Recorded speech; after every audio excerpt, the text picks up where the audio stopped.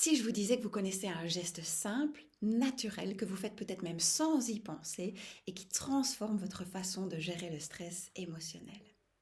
Pour ceux d'entre vous qui ne voient pas encore à quoi je fais référence, regardez les images qui vont suivre et peut-être allez-vous vous reconnaître dans un moment de stress émotionnel.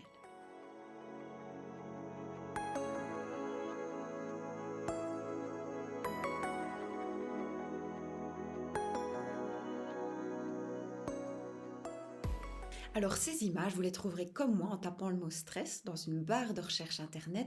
Ce geste instinctif est un outil puissant, étonnamment accessible. En kinésiologie, on en parle comme de la LSE, la libération de stress émotionnel. Et je vous propose qu'on découvre ensemble en quoi ce simple contact avec les éminences frontales est si efficace pour apaiser le stress et l'anxiété. Et pour ça, je vous emmène à la rencontre des points réflexes neurovasculaires. Comment ont-ils été découverts et en quoi ceux qui sont situés sur le front sont si précieux pour libérer les tensions émotionnelles. Et c'est pas tout, en consultant les archives du Touch for Health, j'ai trouvé un article de Frank Mahony, créateur de la branche corps kinésiologie, anciennement appelée Hypertonix, où il fait mention d'autres points de libération de stress émotionnel, des alternatives à ce geste tout aussi efficaces, et peut-être allez-vous aussi vous reconnaître sur des photos dans d'autres postures que le corps adopte naturellement pour contacter des points anti-stress. C'est parti, on remonte le temps pratiquement un siècle en arrière, plus de 30 ans avant la création de la kinésiologie appliquée, plus de 40 ans avant la création du Touch for Health. Nous sommes aux États-Unis dans les années 30 et à cette époque, un chiropracteur du nom de Terence Bennett fait connaître ses recherches. Il a un modèle de rétablissement de la santé qui est basé sur le flux sanguin. Et lorsque le flux sanguin circule bien, la santé est optimale. Mais si le flux sanguin est congestionné, les tissus du corps ne reçoivent plus leur ration normale d'oxygène et de nutriments. Et selon Bennett, c'est la première chose qui permet à la maladie de se déclarer. Et Bennett va découvrir plusieurs points sur le corps qui, lorsqu'ils sont touchés par une pression légère, permettent de stimuler une augmentation du flux sanguin vers des organes et tissus associés. Un peu comme si le simple fait de toucher ce point permettait d'activer l'ouverture d'une veine qui allait irriguer certaines parties du corps. Et Bennett va observer que la stimulation de ces différents points va nettement améliorer l'état de santé des personnes qu'il traite. Il va créer sa propre carte du corps. La plupart de ces points vont se trouver sur le visage et le tronc et d'autres encore sous la ceinture et sur les jambes. Alors c'est ce que vous observez ici sur ces images. Tous les points réflexes de Bennett ne sont pas représentés. Ces photos, je les ai trouvées dans les travaux de George Goodhart, qui est le père de la kinésiologie appliquée, et il va reprendre les recherches de Terence Bennett. Et lui va principalement s'intéresser aux points réflexes situés sur le crâne. Et c'est George Goodhart qui va étudier de façon systématique la relation entre ces points réflexes sur le crâne et les muscles du corps dans le but de les tonifier. Et c'est pour cette raison qu'en Touch for Health, on travaille presque exclusivement avec les points réflexes sur le crâne, mais vous savez qu'il en existe de nombreux autres. Alors moi, quand je vois cette carte, avec ces points réflexes, je me pose une question. Probablement vous aussi. Comment Terence Bennett, en 1930, peut-il affirmer qu'en touchant tel point du corps, la circulation du sang s'en va vers tel organe, telle glande, tel tissu? A-t-il eu un rêve, une vision? A-t-il entendu des voix? Eh ben non. Une des expériences de Terence Bennett était d'injecter à des volontaires des colorants radio-opaques visibles aux rayons X. Et donc ces volontaires se couchaient de tout leur long sous un fluoroscope et en activant ces points réflexes, on pouvait observer les variations du flux sanguin. Alors petite parenthèse parce que quand même à l'époque, un fluoroscope c'est une technologie révolutionnaire inventée en 1896, moins d'un an après la découverte des rayons X, et cela permettait aux docteurs d'observer en temps réel en direct ce qu'il se passe à l'intérieur du corps, notamment pour localiser les fractures ou certains corps étrangers. Et malheureusement à l'époque, les dangers des radiations étaient peu connus et Terence Bennett va décéder d'un cancer dû à ses expositions fréquentes aux radiations. Mais il nous laisse un héritage d'une grande valeur qui est connu sous le nom de point réflexe de Bennett, autrement nommé point réflexe neurovasculaire. Neurovasculaire dans le sens où la stimulation de ces points va envoyer un message au système nerveux pour apporter des modifications dans le système vasculaire, neurovasculaire. Alors, heureusement, On n'est pas obligé d'être soumis à des radiations pour comprendre que nous avons dans le corps un système qui permet de réorienter le flux sanguin en fonction de ce que nous vivons. Ne dit-on pas rouge de colère ou blanc de peur? Et c'est vrai qu'il n'est pas rare que lors d'un épisode colérique, le sang monte au visage et lorsque la peur s'empare de nous, il quitte le visage. Et donc, les transferts de sang semblent se faire par l'ouverture et la fermeture des réseaux capillaires. Et lors d'une période de stress, un des grands changements physiologiques qui a lieu, c'est la répartition du sang. Il est chassé de certaines parties du corps pour être réorienté vers d'autres parties, comme les muscles ou les glandes qui sont directement impliquées dans la survie. Et dans le cerveau, c'est le même principe. Lors d'un stress émotionnel, le sang est redistribué dans le cerveau. Il a tendance à quitter les lobes frontaux pour être redirigé vers des aires plus profondes, subconscientes de survie.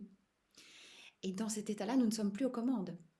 Nous ne pouvons tout simplement plus penser, mais faire que réagir. Et nous adoptons des pensées ou des comportements réflexes automatiques qui sont basés sur nos expériences antérieures. Alors, comme quand nous sommes menacés ou en danger, ce système permet d'assurer la survie. Et donc, il est excellent s'il permet la protection et l'adaptation. Mais lorsque nous ne sommes pas menacés, que nous ne devons ni fuir ni lutter, ce système joue contre nous. Alors comment inverser la tendance pour ne pas subir ce que l'on vit, mais pouvoir le gérer? Par ce geste qui permet d'activer la circulation du sang dans le cortex préfrontal, partie du cerveau qui est court-circuitée sous stress et qui nous permet justement de prendre du recul par rapport à ce que nous vivons, de peser le pour et le contre, d'être créatif, de trouver des solutions. Et lorsque le réseau capillaire est réouvert à cet endroit, nos paramètres physiologiques se régulent et nous sommes à nouveau capables de penser à une situation stressante, mais sans engendrer une réponse de détresse. Et donc, nous ne sommes pas en train de modifier ce que nous vivons ou ce que nous avons vécu, mais nous modifions notre façon d'y réagir. Et donc, à chaque fois que nous sommes stressés et que nous mettons la main sur le front, ça revient à planter une graine de calme dans notre esprit pour apaiser nos tempêtes intérieures. Et comme je vous le disais en début de vidéo, Frank Mahony a découvert d'autres points LSE bien avant 1989, date de cet article, alors qu'il donnait cours de Touch for Health. Un de ses élèves lui pose la question suivante: existe-t-il d'autres points de libération de stress émotionnel que ceux sur le front? Et Franck répond qu'il n'est pas au courant, mais qu'il va approfondir le sujet.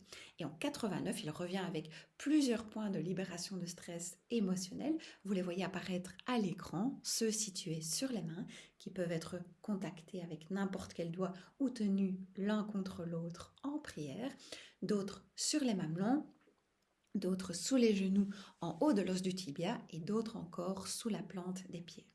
Franck explique qu'il ne semble pas y avoir un point qui soit plus efficace qu'un autre, mais que ça nous offre des alternatives que nous n'avions pas avant. Par exemple, un de ses clients ne supportait pas d'être touché sur le front, il a proposé cette alternative.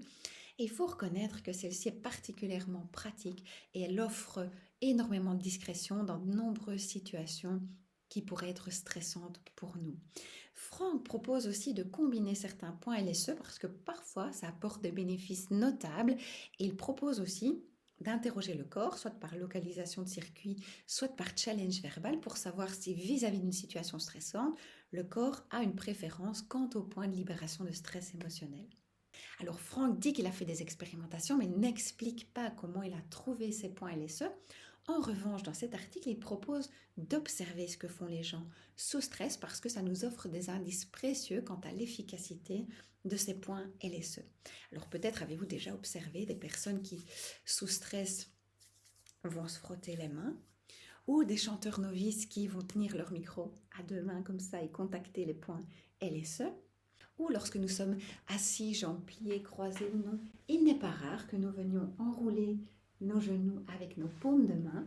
Alors c'est plus rare de voir des personnes se toucher la plante des pieds, mais moins rare d'observer des personnes se masser cette partie-là du corps. Certaines personnes, pour peut-être montrer qu'elles sont à l'aise, vont se tenir dans cette posture et faire une combinaison entre mamelon et poing LSE des mains. Et si vous observez les photos suivantes, vous verrez que dans certaines circonstances, lorsque nous sommes stressés ou anxieux, nous adoptons naturellement des postures où nous allons contacter parfois jusqu'à 3 combinaisons de points LSE: mamelon, front, genoux, mains. Et Franck propose d'observer ces postures, non pas comme des postures de repli sur soi ou des postures de défense pour protéger nos organes vitaux, mais plutôt comme un recours inconscient que nous avons pour contacter des points anti-stress. Alors c'est assez curieux d'observer, et c'était la même chose dans le tapotement de la douleur. Si vous n'avez pas encore vu la vidéo, je vous encourage à la regarder.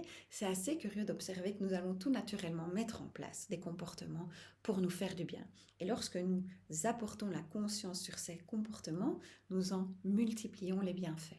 Alors si vous deviez retenir une seule chose de tout ce qui a été dit dans cette vidéo, c'est que la solution est entre vos mains, littéralement. N'hésitez pas à ajouter ces différents gestes dans votre trousse de secours émotionnel parce qu'il s'agit véritablement d'un geste de premier secours. Partagez-le, expérimentez-le parce que un petit coup de pouce, ou plutôt un petit coup de main, ça ne fait tort à personne. Prenez soin de vous et à très bientôt. Ciao!